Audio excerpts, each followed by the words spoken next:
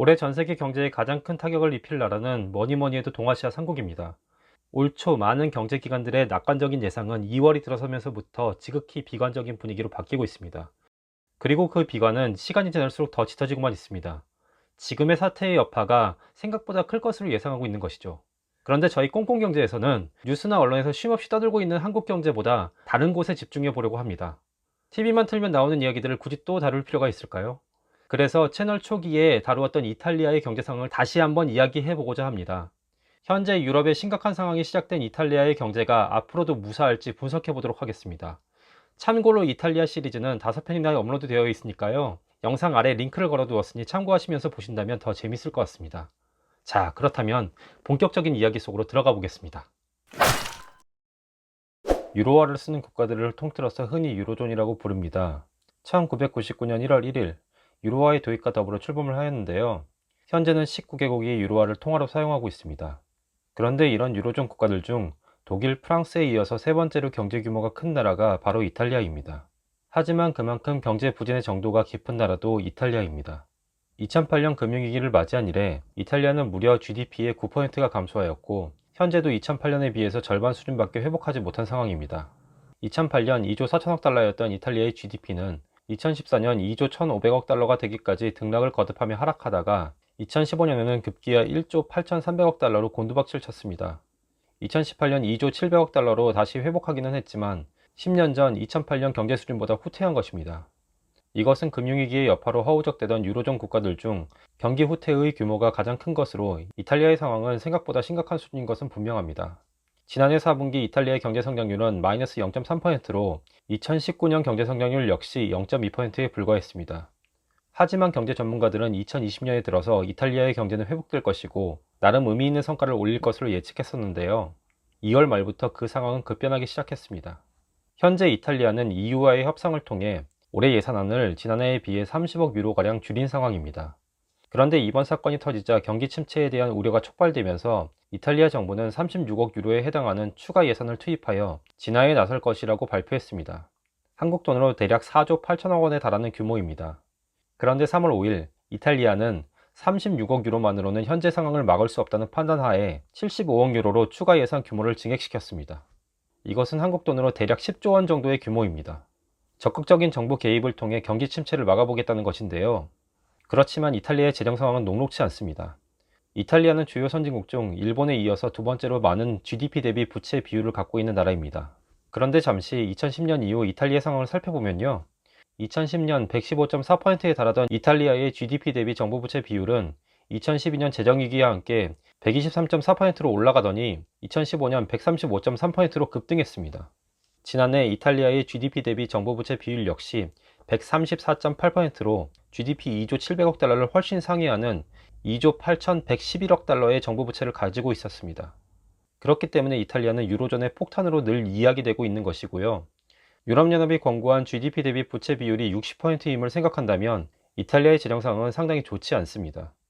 여기서 참고로 한국의 경우 지난해 GDP 대비 정부 부채 비율이 39.8%에서 올해 41% 이상으로 솟구칠 것으로 예상되고 있는데요. 하지만 이탈리아 상황은 이보다 훨씬 더 심각한 것입니다. 물론 한국 경제는 정부 부채보다 가계부채 문제가 온 나라를 짓누르고 있는 상황이긴 하지만요. 아무튼 다시 이탈리아의 이야기로 돌아와 보죠. 이탈리아 정부는 이런 이유 때문에 현재 자국 경제에 필요한 자금을 집행하려면 유럽연합의 승인이 필요한 상황입니다. 거기에 이번에 추가 예산 편성으로 인해 올해 재정적자 목표가 기존에 설정했던 한 해 GDP 대비 부채 비율 2.2%에서 2.5%로 다소 올라갈 전망입니다. 그래서 이탈리아의 높은 재정적자 규모를 우려하는 EU가 어떻게 반응할지가 관건인 것 같습니다. 현재 유럽연합은 규정상 모든 회원국들의 예산안을 집행위원회의 승인을 받도록 하고 있습니다. 게다가 지난해 이탈리아 정부는 국가 채무에 대한 EU 규정을 어길 때 게시되는 유럽연합의 절차를 피하기 위해 76억 유로, 약 10조 원 규모의 예산을 절감하는 조정안을 승인한 바 있습니다. 이 조치로 인해 작년 예산에서의 GDP 대비 재정적자 규모를 당초 목표로 했던 2.04%로 맞출 수 있게 되었고요. 이탈리아가 이런 과감한 조치를 할 수밖에 없었던 이유는 유럽연합과의 합의와는 달리 국가 채무 감축 노력을 하지 않았고 재정적자를 오히려 늘리고 있다고 유럽연합 집행위원회가 판단했기 때문이었습니다. 만약 국가 채무를 줄이기 위한 특단의 조치를 취하지 않으면 과도한 적자 관련 조처, 이른바 EDP를 발동할 것이라고 경고했었죠. 만약 EDP가 발동되면 유럽연합은 이탈리아에 최대 35억 유로, 약 4조 6천억 원의 벌금을 부과할 수 있게 됩니다. 이렇게 이탈리아를 옥죄는 상황으로 인해 다른 나라에 비해 재정정책을 과감하게 쓸 수 없던 이탈리아의 경제는 하향세를 그릴 수밖에 없었던 것이고요. 하지만 그렇다고 해서 재정정책을 과감히 쓸 경우에는 부채가 가중되어서 국가 경제를 악화시키게 됩니다. 또 그렇지만 재정정책을 쓰지 않는다면 국가 경제는 더 침체될 수밖에 없는 상황이죠. 이것이 이탈리아의 딜레마입니다.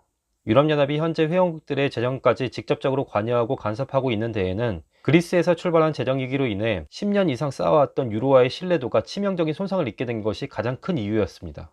수십 년간 쌓아왔던 유럽연합의 꿈이 단 한순간에 날아갈 수 있는 위험이 부각된 것이죠. 그렇기 때문에 EU 집행위원회는 회원국들에 대한 제재를 통해 그것을 해결하고자 하는 것입니다. 유럽연합 집행부의 목적과 이탈리아 정부의 이해관계 사이에서 이 복잡한 실타래가 어떻게 풀어질지 앞으로 지켜봐야 될 것 같습니다.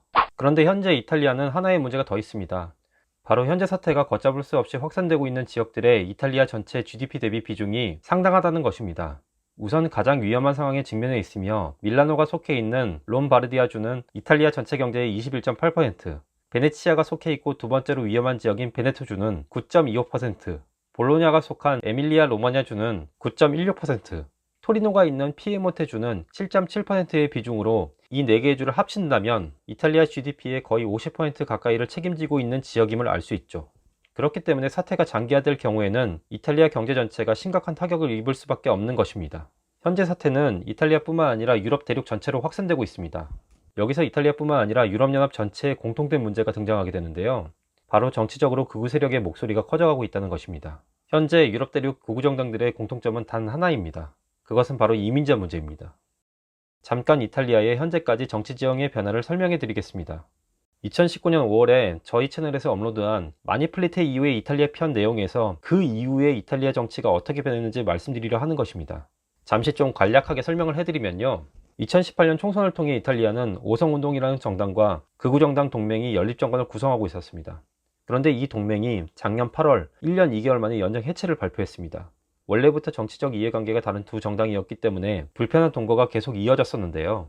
표면적으로는 프랑스의 리옹과 이탈리아 북부의 토리노를 연결하는 고속철도를 두고 동맹 측에서는 파트너인 오성운동에 적극적인 지지를 부탁하였으나 오성운동은 경제적 환경적 이유로 인해 반대하면서 연립정권의 해체가 벌어지게 된 것입니다.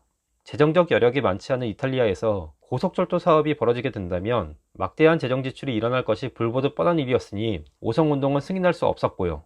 반면 원래 이름 자체가 북부동맹이었던 동맹 측은 자신들의 지지 기반인 북부 지방에 혜택을 주어야 하는 이해관계가 서로 맞물리게 된 것입니다.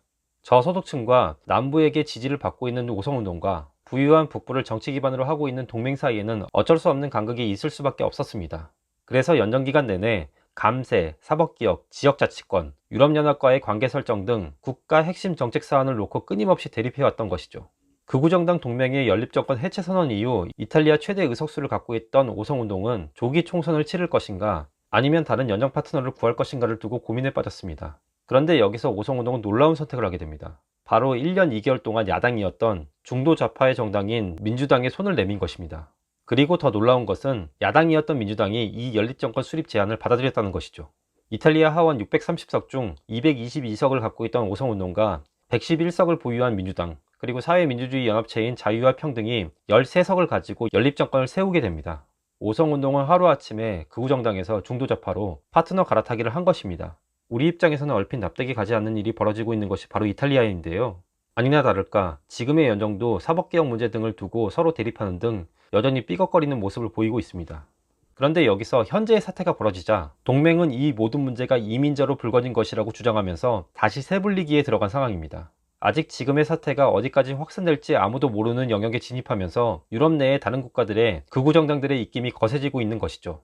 과거 유럽을 공포에 휩싸이게 했던 극우의 바람이 다시 부는 것은 아닌지 유럽 대륙은 정치적으로도 긴장을 하고 있는 중입니다. 지금의 상황은 사실 경제적 뿐만 아니라 사회적으로도 어떤 결과를 낳게 할지 정말 예측이 힘들기 때문에 최악의 상황에서는 자칫 유럽 대륙 전체에 극우 바람이 다시 한번 휘몰아칠지도 모릅니다.